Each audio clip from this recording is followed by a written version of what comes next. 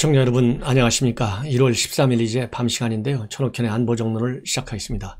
여러분들께서 지금 현재 가장 큰 현안으로 되어 있는 것 중에 하나가 야권의 서울시장 후보가 과연 단일화 될 수 있을 것이냐, 만약에 단일화가 된다면 누구로 어떤 방식에 의해서 언제쯤 될 것인가, 이런 것들이 상당히 중요한 관심사항 중에 하나가 될 것이다 하는 생각이 드는데요.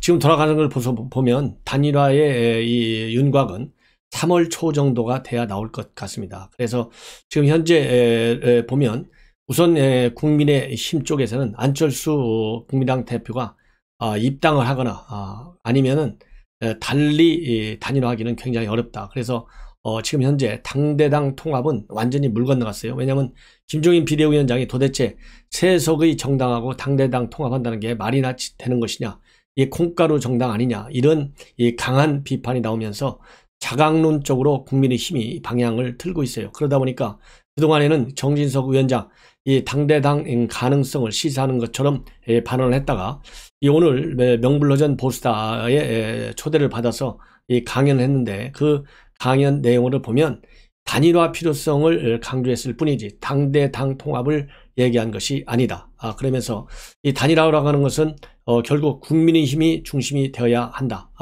이렇게 해서 2번이 중심이 돼서 단일화를 해야 되는 것이지, 어떻게 4번이 기호 4번이잖아요. 국민의당 기호 4번이 중심이 돼서 단일화 할 수 있겠느냐. 이렇게 해서 이제 원칙적으로 정진석 공천관리위원회 위원장이잖아요. 이 김종인 비대위원장이 얘기한 대로 일단은 이 안철수가 안에서 들어오지 않는 이상 바로 그렇게 쉽게 단일화 가기는 어렵다는 그런 의향을 다시 비췄습니다. 그렇기 때문에 그동안에는 국민의힘에서는 안철수 국민의당 대표가 들어올 수 있도록 이 경선 룰까지도 다 바꿨잖아요. 그래서 국민의힘의 경선룰이 당원 20% 그리고 일반 국민 80% 돼 있었는데 100% 이 국민 경선을 하는 것까지도 밝혀놓고 있어요. 그래서 국민의힘이 이 방향의 중점을 이제는 국민의힘 중심으로 해서 자강론 쪽으로, 즉 안철수를 영입해서 초기부터 이렇게 안철수를 키우기보다는 국민의힘 내부에서 이 강자들, 저 오세훈, 그 다음에 나경원, 이런 강자들이 나와가지고 판을 벌려놓은 다음에, 이것이 이제 홍준표 대표가 얘기하잖아요. 야권의 빅3 해서 안철수, 그 다음에 국민의힘에서는 오세훈과 나경원, 이런 이 카드들이 나와서 뛰다 보면 흥행이 일어나고, 흥행이 이루어지면 국민들의 관심이, 그리고 인기가, 지지가 커지고, 그러면서 야당이 서울시장을 뺏어와야 된다. 이러한 그 입장을 홍준표 의원도 밝힌 바 있는데요. 그래서 일단은 이 국민의힘 측에서 한 2명 플러스 알파죠. 실제로 국민의힘에서는 한 10여 명 나왔지만은 결국 다 고만고만한 사람들이고, 이 빅카드하고 스몰카드로 따진다면 빅카드는 나경원과 오세훈이다. 그래서 이 두 사람 쪽으로 결국은 다 모여들 가능성이 커요. 그렇다 본다면 이제 안철수하고 3명이서 단일화 과정을 거칠 수밖에 없는, 그리고 제가 보기에는요, 3자 분열 구도로 가면 반드시 필패한다. 왜냐하면 저도 주변 사람들 많이 만나잖아요. 언론인도 만나고 일반 길거리에 있는 사람들하고도 만나고 많은 분들과 얘기를 나눠보면요, 3자 구도는 필패한다는 것이 대다수의 의견입니다. 물론 앞으로 2-3달 사이에 어떤 또 여론의 변화가 있을지는 모르겠지만은 지금 여론의 추세에서 크게 변화하기는 어려울 것이라는 것이 제 생각입니다. 왜냐하면 이미 안철수나 오세훈이나 나경원이나 우리가 추가적으로 알고 궁금한 게 별로 없어요. N만큼은 다 알고 있어야, 이 사람은 서울시장 감인데 뭐가 부족하고 뭐가 남고 다 알잖아요. 그렇기 때문에 이미 다 알려진 패예요. 그래서 여론의 큰 변화는 없을 것이다.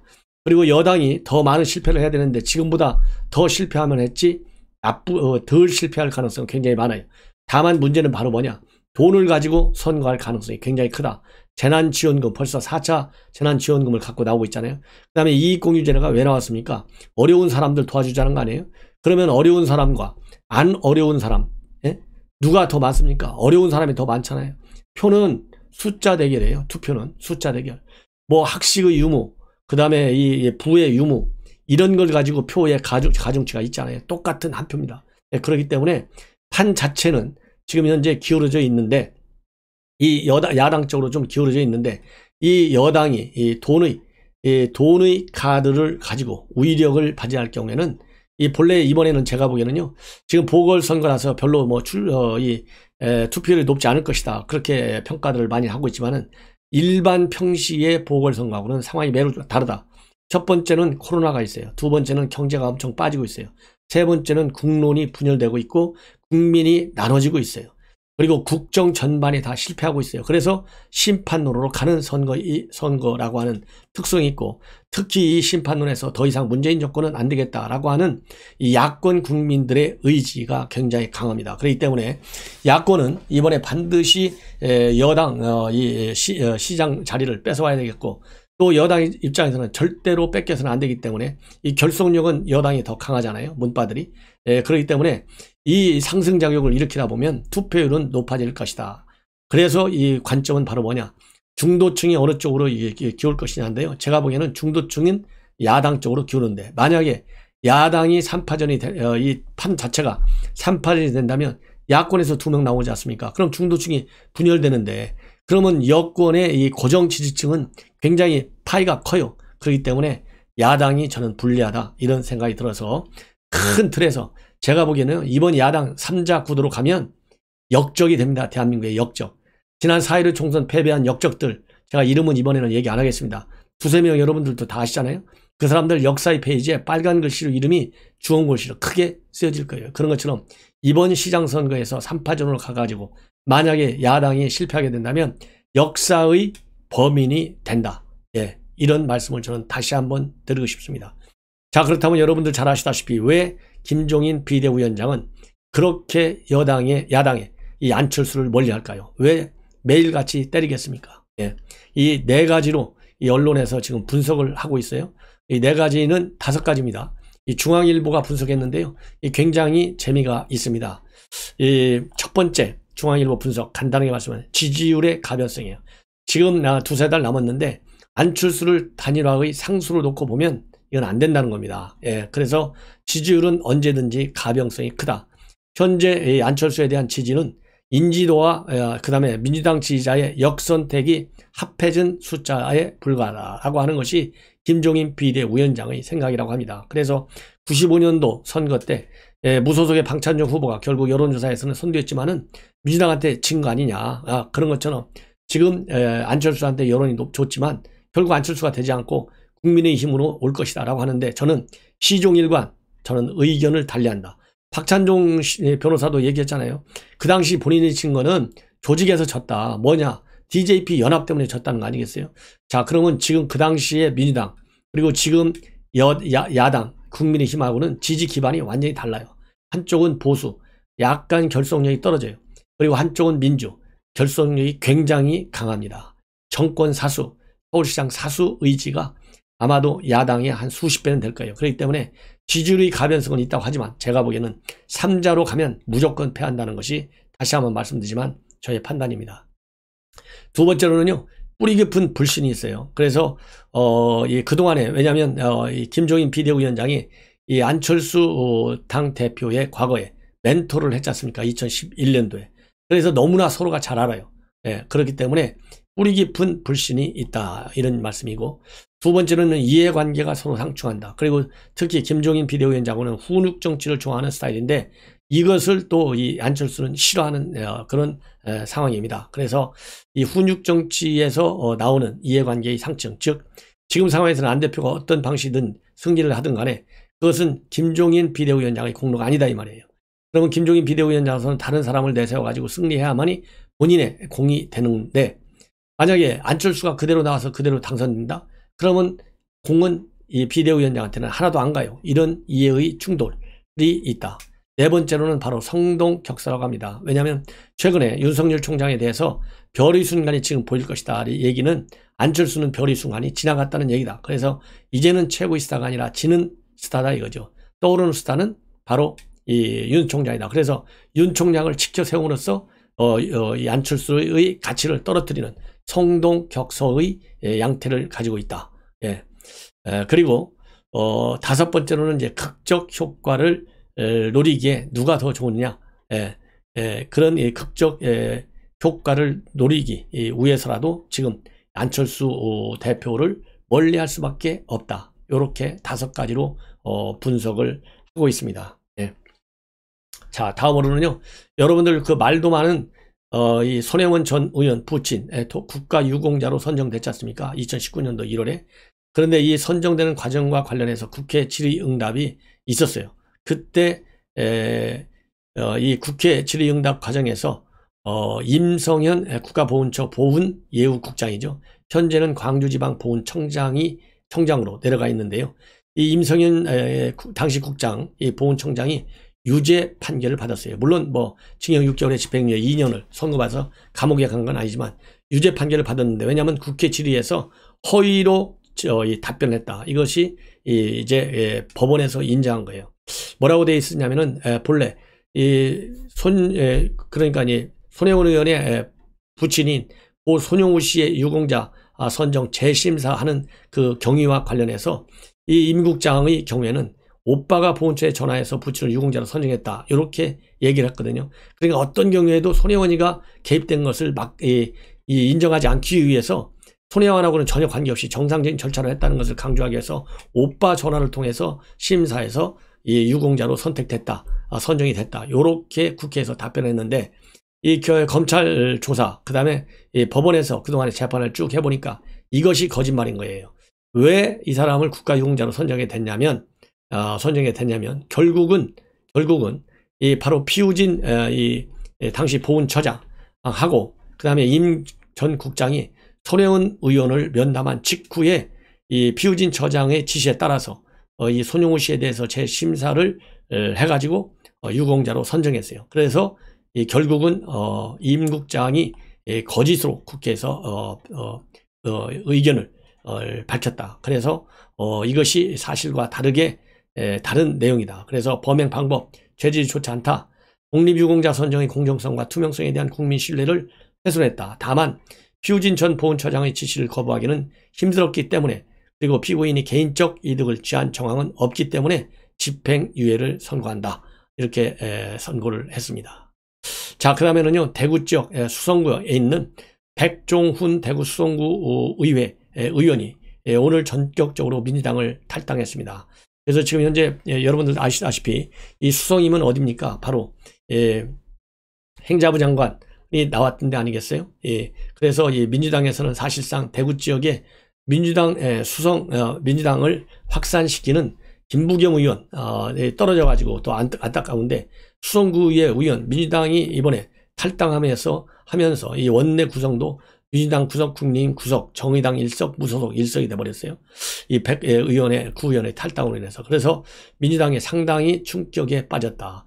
근데 이 백 의원이 민주당을 탈당하게 된 것은요, 대통령을 비롯한 측근들, 처음에 기회는 평등하고 과정은 공정하고 결과는 정의로울 것이다, 이렇게 약속을 했는데, 이런 것들이 전혀 지켜지지 않아서 국민에게 준 실망감이 굉장히 크고, 이 인면수심과 그리고 아시탑이라는 말이 떠올라가지고 더 이상 민주당에 남을 수가 없어서 이제는 떨어져 나와야 되겠다 해서 탈당을 했다는 입장을 밝혔습니다. 그래서 상당히 민주당에서는 지금 충격적으로 보고 있다, 이런 생각이 들고요. 그 다음에요, 이번에는 이제 이 검찰 관련인데, 김학의 출국 금지 불법이다, 여러분들 다 아시잖아요. 그런데 저 곽상도 의원 청와대 민정수석까지 하고 지금 국회의원 이성우 의원인데, 대통령과 관련된 비리 의혹들을 아주 정확하게 잘 찝어내는 그런 활동을 많이 하고 있죠. 근데 곽상도 의원이 김학의 출국 금지시킨 배후에는 바로 청와대 연루 의혹이 있다라고 지금 의혹을 공식적으로 제기하고 있어요. 왜냐하면 첫 번째로는 이광철 현 민정비서관이죠. 그 당시에는 그냥 선임 행정관이었습니다. 이광철 민변 변호사하고 이규원하고는 그야말로 굉장히 가까운 연수원 동기이고, 또 같은 법무부에서 일을 했기 때문에 친분이 보통 사이가 아니라는 것이죠. 그래서 이 김학의 사건 제대로 이 불법 여부로 출국 금지를 하는 데는 이 두 라인이 작동했을 가능성이 상당히 크다, 이렇게 주장을 하고 있고요. 또 하나 결정적인 것은 바로 뭐냐면, 여러분들 아시다시피 청와대 민정실에 이 조국 때 누가 앉아 있었어요? 윤규근 총경이 앉아 있었는데, 윤규근 총경은 당시에 워낙 힘이 세가지고 SNS 단체 대화방에서 경찰총장으로 불렸던 사람이 윤규근이에요. 근데 윤규근이가 버닝썬 사건 수사 당시에 가수 승리 등이 이렇게 본인을 경찰총장으로 불렀던 사건이 있지 않습니까? 그런데 2019년도 3월 14일 날 이광철이하고 그 다음에 윤규근 총경하고 텔레그램 대화를 했다고 합니다. 이 텔레그램 대화에서 뭐라고 했냐면 윤규근 전 총경이, 즉 민감용 총장이 국회에서 발언을 좀 더 세게 했어야 되지 않느냐, 발언을 잘하지 않았느냐 이렇게 얘기를 하니까 이광철 비서관은 김학의 전 차관 관련 발언을 좀 더 세게 했어야 한다, 민감용 총장이, 이렇게 좀 비판적인 시각을 보였다 하는 것이 곽 의원의 주장입니다. 그래서 이 곽 의원의 생각을 빌면 두 사람이 텔레그램 대화를 나눈 3월 14일 이후가 된 4일 뒤 3월 18일 날 문 대통령이 철저한 수사를 지시했고, 그렇다고 한다면 청와대에서 검찰 개혁 이슈를 띄우기 위해서 김학의 전 차관 사건을 이용한 측면이 있어 보인다, 이렇게 주장을 하고 있습니다. 그리고 또 세 번째로는요, 본래 이렇게 진상조사단에 나가고 과거사회에 나가려면 이 파견 검사의 경우에는 대검에서 인사와 관련 의견을 먼저 제시하고 그러면 법무부가 승인하는 이런 절차를 밟게 돼 있는데요. 이 당시에 이 곽상도 의원이 파악한 바에 따르면 당초에는 대검이 법무부에 보낸 파의원 검사 명단에는 이규원 검사 이름이 없었다고 합니다. 그러면 이규원 검사 파견에 청와대가 결국 압력을 행사하는 바람에 나중에 끼어드는 것이 아니냐, 이렇게 지금 곽상도 의원이 심각한 문제를 제기하고 있어요. 그래서 저도 이미 말씀을 드렸잖아요. 청와대 개입 의혹을 반드시 찾아내야 된다. 그래서 이제 취재하는 우리 기자들, 기자 여러분들께서 반드시 청와대 개입 여부 취재에 좀 열을 올려달라, 이런 말씀을 드렸고요. 그리고 이 사건과 관련해서도 별도의 또 이 고발 조치가 필요한 부분 NGO에서 취할 필요가 있다라는 말씀을 드렸는데, 이 곽상도 의원이 저하고 생각이 비슷하다는 저하고 생각이 비슷한 것 같습니다. 자, 이제 박영선 중소기업부 장관, 지금 이 드루킹 사건, 일종의 드루킹 사건의 재현이 아니냐, 이런 지금 현재 비판의 목소리가 나오고 있어요. 바로 뭐냐면 엊그제 11일부터 재난지원금 3차 지금 지급하기 시작했잖아요. 이것이 소상공인 버팀목 자금이다, 이렇게 알려지고 있는데 요 주무부처 중에 하나가 바로 박영선 장관이에요. 그래서 이것을 받은 이 소상공인들이 굉장히 고맙다, 이 눈물이 앞을 가린다, 요런 쪽에 이 댓글을 이 페북에 올리고, 이것을 이제 이 박영선 장관도 다 그냥 알게 된 거 아니에요. 고맙다, 이런 의견을 보고. 그래서 이런 댓글들을 보고서 본인이 페북에 이런 기쁨을 들을 수 있으니 참 보람을 느낀다, 그런데 가슴이 아리다, 이러면서 사연을 하나 소개했는데 아침에 눈을 뜨니 누가 보내준 카페글 사진하면서 이미지 한 장을 함께 게시했습니다. 그래서 이 박 장관이 소개한 글에는 소상공인으로 추정되는 네티즌이 3차는 일 열심히 하네요, 새벽 3시 30분에 입금됐어요 라는 제목의 글과 그리고 또 댓글 내역이 담겨져 있는데요. 이 댓글에는 또 다른 네티즌이 뭐라고 올렸냐면, 너무 축하드린다, 저도 3차만 300만 원 받았는데 1, 2차 못 받은 소름을 한 방에 날려버렸다, 현재 제 노래방에서 혼자 노래 중, 그러면서 이렇게 웃는 그런 행복한 표시 있잖아요, 이모티콘, 요거를 딱 이제 올렸어요.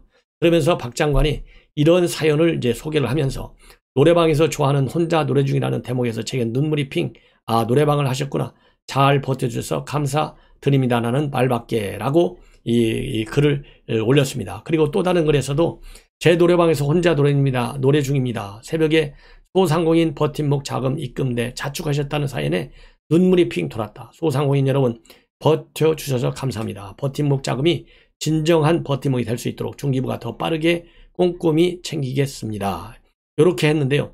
나중에 이 언론에서 취재를 집중적으로 들어가 보니까 이 댓글을 쓰고 또 댓글을 올린 사람들, 이것이 결국은 사실상 노래방 주인공이 아니고요, 노래방 주인공이 아니고 이런 정부 관련 이 홍보, 말하자면 이 작업을 대역해주고 돈벌이하는 상공인으로 알려졌어요.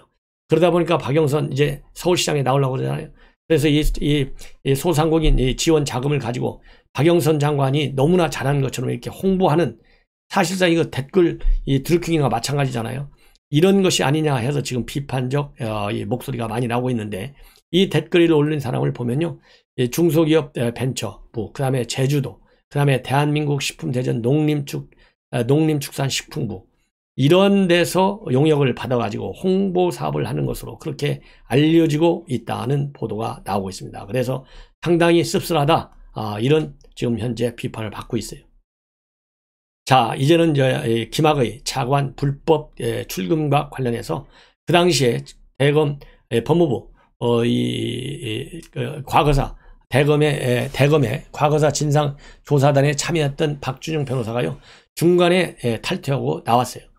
그 탈퇴하고 나오게 된 이유가 바로 이렇게 불법적인 일들을 많이 하는 것을 알고 나왔는데, 지금 생각해 보니까 참 나온 것이 굉장히 잘 된 것 같다, 요렇게 얘기를 하고, 그러면서 출금 당시에 형사 처벌을 하려는 그 시도가 있었는데 이것은 굉장한 무리라고 봤다. 그리고 이미 별장 성접대 관련해서는 무죄와 면소로 처분을 받은 사람을 갖다가 대통령이 한번 지시했다고 해서 이렇게 무리하게 수사하는 걸 보고 굉장히 놀랬다라는 취지로 이 페북에 글을 올리고 있습니다. 예. 자, 그런데 희한하게도 말이죠, 민주당에서는 이번 사건과 관련해서 입을 꼭 다물고 있어요. 왜 꼭 다물고 있느냐? 침묵이 금이다 이거죠. 그러면 왜 침묵이 금이냐? 이걸 가지고 지금 야당에서는 굉장히 지금 비판을 많이 하고 있지 않습니까? 사실상 출국 금지 자체가 불법인 것을 비판 안 하면 민주정당이 아니죠. 그래서 국민의힘에서 이것을 이슈화시키고 문제점을 제기하고 또 국민의힘에서 이것도 고발했지 않습니까? 공익신고 대응까지 다 받아가지고. 그래, 이런 12월 초에 이러다 보니까 이것이 비판하는 것이 당연한데 왜 비판을 하느냐? 어쨌든 김학의는 결국 이 범죄인이 아니냐, 성 관련 범행행위를 한 사람이 아니냐. 그러니까 주행이든 뭐 폭행이든 이 비리와 관련된 사람을 국민의힘이 감싸고 도는 것 같이 보이는 거, 이것은 자기네들한테 손해볼 것이 없고 자칫 거기 끼어들기보다는 국민의힘이 혼자 말하자면 이것을 일수화시킴으로써 스스로 구멍 파고 들어가는 것이 낫겠다 해서 말을 안 하고 있다는 지금 보도가 나오고 있어요. 그래서 민주당이 얼마나 이렇게 기민하고 좋게 얘기하면 나쁘게 얘기하면 꼼수짓을 하고 있는지 여러분들께서도 충분히 알 수 있다는 말씀을 드립니다. 그리고 이제 마지막으로요, 진중권 교수가 매주 중앙일보에 칼럼 하나씩을 실어요. 진중권 퍼스펙티브를 쓰는데 이 중앙일보에 쓴 진중권 교수 QAnon과 대깨문, 트럼프와 문 숭배제는 닮았다라는 글을 쓰고 있습니다. 그래서 이 민주당은 악마요, 트럼프는 구세주로 믿는 미국의 QAnon, 국민의힘은 악마요, 문재인은 구세주로 여기는 대깨문과 똑같다. 위력으로 시스템을 공격하는 광적 지지층에 의존해서 정권을 이끌어가는 거, 이것도 똑같다.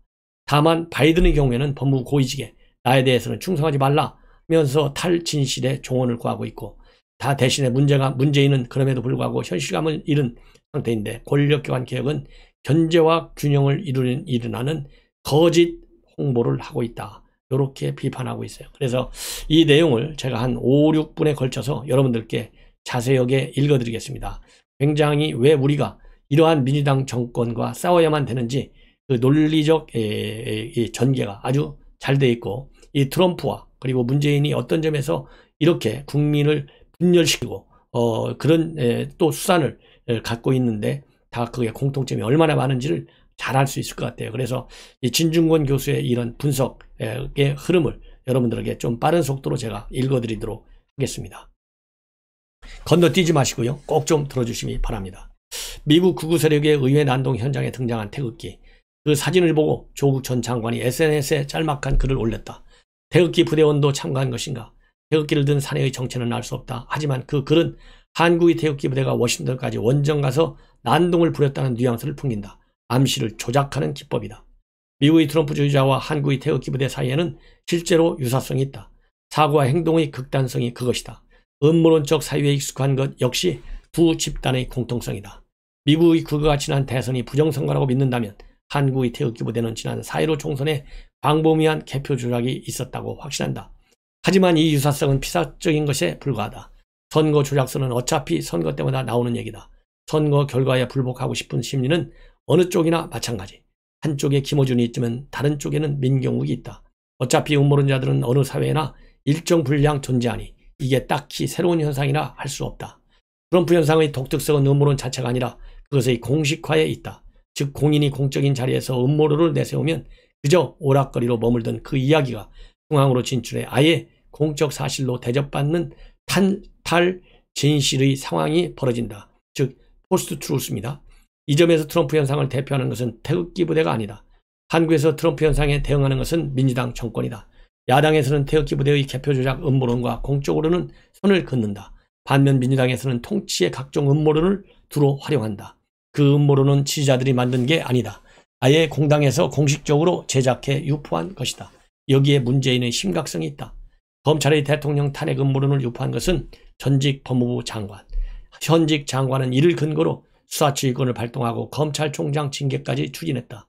이 검찰 쿠데타는 민주당 의원들 사이에서는 공인된 사실로 통용된다. 정경심 교수가 유죄 판결을 받자 그들은 새로 사법 쿠데타 음모론까지 지어냈다.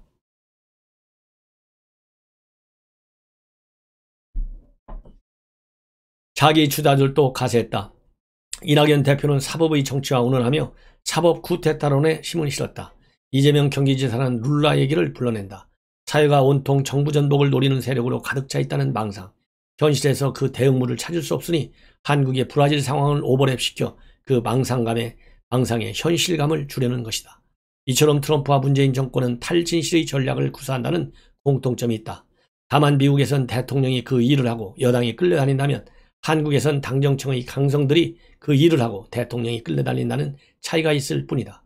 아마도 악역을 해야 할 자리에는 좀처럼 얼굴을 내밀지 않는 대통령의 이미지 관리술과 관계가 있을 게다. 이 모든 음모론은 열성적 지지자들을 겨냥한 것이다. 미국에 QAnon이 있다면 한국에는 대깨문이 있다. QAnon이 민주당은 악마요 트럼프는 구세주로 믿는다면 대깨문은 국민의힘은 악마요 문재인은 구세주로 생각한다. 이들 광적인 지지층에 의존해 정권을 이끌어가는 것도 두 정부가 공유하는 특징이다. 극단적인 세력은 어느 진영에나 있다. 문제는 그 집단과 공당이 어떤 관계를 맺느냐는 것이다. 가령 국민의힘은 이제는 태극기 부대와 거리를 두려 한다. 반면 민주당은 극렬 지지층을 외려 통치의 도구로 적극 활용한다.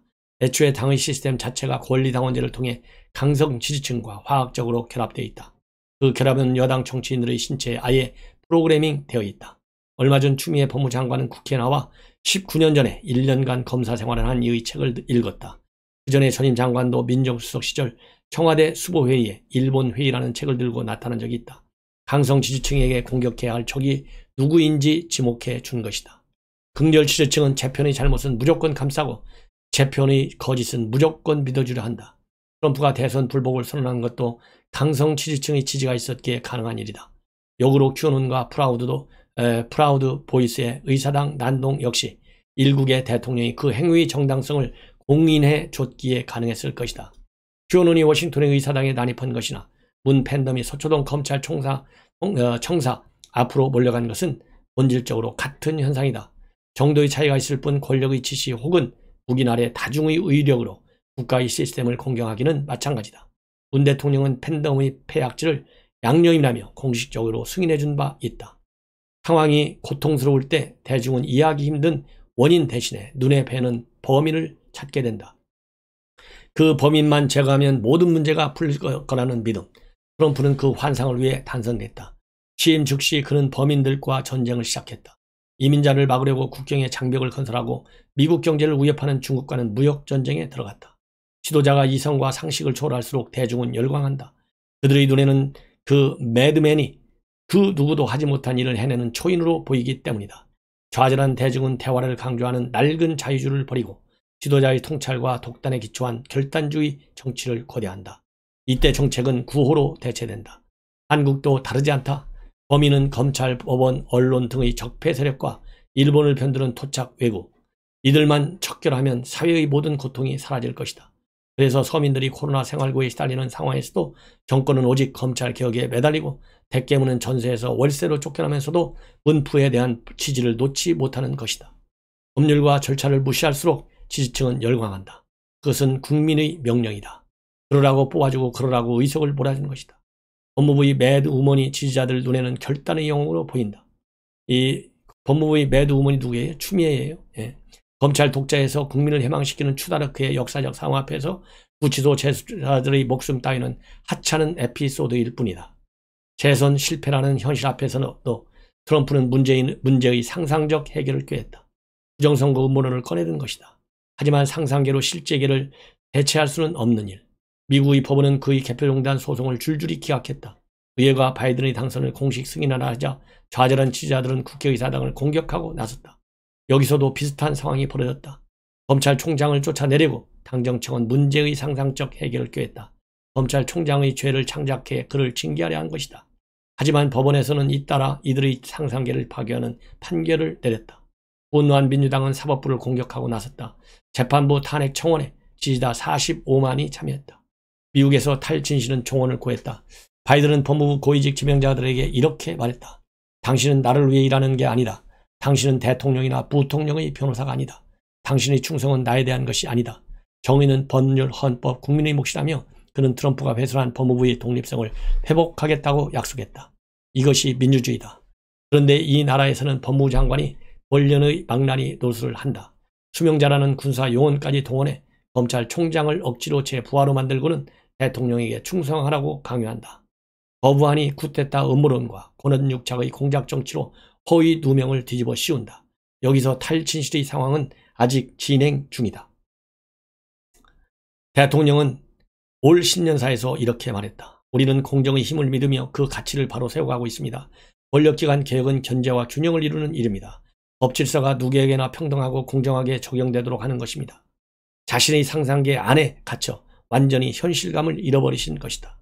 공정의 힘을 믿어서 족을 옹호하고 견제와 균형을 이루라고 검찰총장과 감사원장에게 코드를 맞추라 요구하고 법질서를 세우려고 재판부 탄핵을 외치나 국민은 나비 교환의 실제계에 두고 대통령 혼자 어디 살기 좋은 나라로 피정을 떠나셨나 보다.